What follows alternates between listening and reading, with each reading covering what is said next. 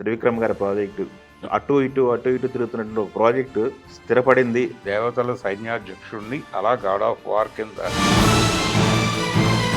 తెలుగు తెర మీద చాలా గ్యాప్ తర్వాత చెప్పే ప్రయత్నం జరుగుతోంది.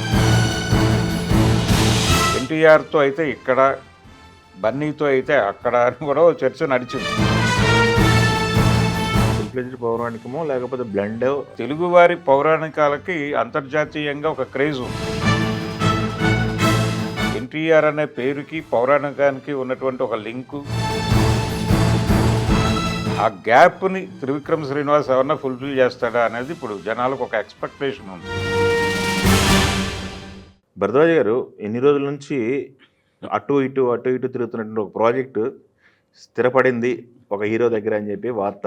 త్రివిక్రమ్ గారి ప్రాజెక్టు అవును, కుమారస్వామికి సంబంధించి అవును, గాడ్ ఆఫ్ వార్ అంటున్నారు. గాడ్ ఆఫ్ వార్ అంటే ఆయన దేవతల సైన్యాధ్యక్షుడు కాబట్టి దేవతల సైన్యాధ్యక్షుడిని అలా గాడ్ ఆఫ్ వార్ కింద మార్చి ఆ కథని, అంటే ఒక పౌరాణిక కథని తెలుగు తెర మీద చాలా గ్యాప్ తర్వాత చెప్పే ప్రయత్నం జరుగుతోంది. అందుకని ఈ సినిమాకి ఎవరైతే బాగుంటుంది, దీనికి సంబంధించి రకరకాల చర్చలు. అదే ఫస్ట్ అల్లు అర్జున్ దగ్గరికి వెళ్ళింది అన్నారు కదా. అవును, అల్లు అర్జున్ దగ్గరికి ఎన్టీఆర్ గారు 2 ఆప్షన్స్ అన్నారు. అవును, ఇక్కడికి వచ్చింది. ఇక్కడ నుంచి మళ్ళీ ఇది కాదు, అది బన్నీయే చేస్తాడని చెప్పి మళ్ళీ ఈ మధ్యకాలంలో ఒక వార్త విన్నాం మనం. అలాగే 2 ప్రొడక్షన్ హౌస్ల మధ్య, 2 సోదర సంస్థలే అయినప్పటికీ ఎన్టీఆర్తో అయితే ఇక్కడ, బన్నీతో అయితే అక్కడ అని కూడా ఓ చర్చ నడిచింది. సరే, ఏదేమైనప్పటికీ ఇప్పుడు అధికారికంగా వాళ్ళు కన్ఫర్మ్ చేశారు ఎన్టీఆర్తోనే వెళ్తోంది ఈ ప్రాజెక్ట్ అని. ఎన్టీఆర్ ఆల్రెడీ బిజీగా ఉన్నాడు 2 ప్రాజెక్టులతో. దేవర 2 కూడా ప్రారంభం అవుతుందని ప్రకటించారు. అనుకున్న ప్రకారం అది కూడా ఉంటే ఆయన అవి 2 కంప్లీట్ అయిన తర్వాత కానీ దీనిలోకి రాలేడు. ఇది డెడికేటెడ్గా చేయవలసిన ప్రాజెక్టే. అందుకని ఆ 2 కంప్లీట్ చేసుకుని ఇటు వస్తాడు ఆయన. వచ్చిన తర్వాత అంటే ప్రశాంత్ నీల్ సినిమా ముందు అవ్వాలి, అది అయిపోయి దేవర 2 ప్రారంభించి దాని నుంచి ఇటు రావాలి. ఈ ప్రయాణం మధ్యలో స్క్రిప్ట్కి సంబంధించి, అలాగే షూటింగ్కి సంబంధించి, లొకేషన్స్కి సంబంధించినటువంటి సెర్చ్ ఉంటుంది. అవును, ఆయనకి ఆదర్శ కుటుంబం అయిపోవాలి త్రివిక్రమ్ గారికి. అవును, ఆదర్శ కుటుంబం నుంచి బయటకు రావాలి ఆయన. త్రివిక్రమ్ గారు ఆదర్శ కుటుంబం షూటింగ్ చాలా వేగంగానే చేస్తున్నారు. అది కూడా ఎక్కువ అవుట్డోర్ నడుపుతున్నారు దానికి. ఇది అయిపోయిన తర్వాత దాని నుంచి బయటకు వచ్చి ఈయన షూట్కి వెళ్ళటానికి ముందు చాలా పని ఉంటుంది దానికి.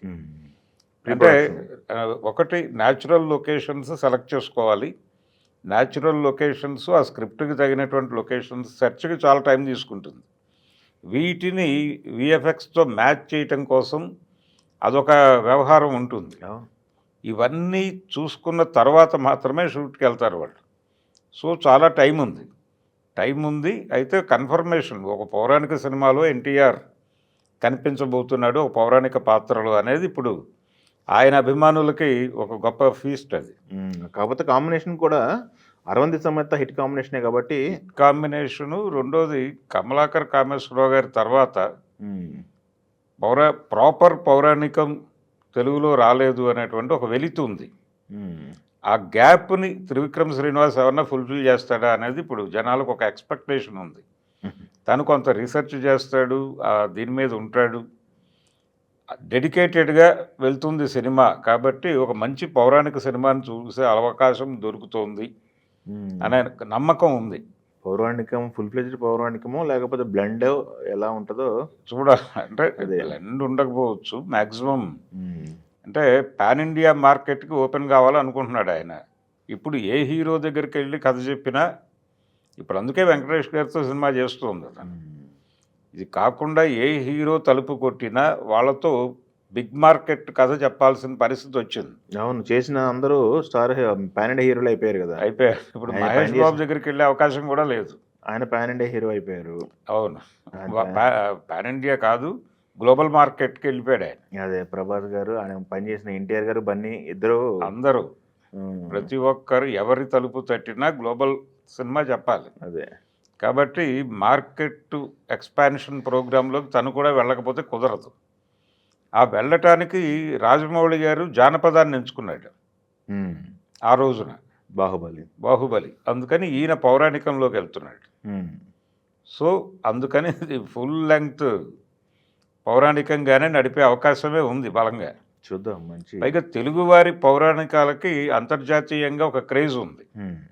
ఆ క్రేజ్ని కూడా ఈ సినిమాకి వాడే అవకాశం ఉంది. రెండోది ఎన్టీఆర్ అనే పేరుకి పౌరాణికానికి ఉన్నటువంటి ఒక లింకు, ఇవన్నీ కూడా కలిసి వచ్చే అంశాలు అవుతాయి. ఎస్.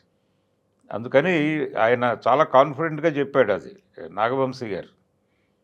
ఈ సినిమాతో మేము చాలా ఇది క్రియేట్ చేయబోతున్నామని, ఒక సెన్సేషన్ క్రియేట్ చేయబోతున్నామనే మాట నిజమయ్యే అవకాశం అయితే ఉంది. Okay, thank you.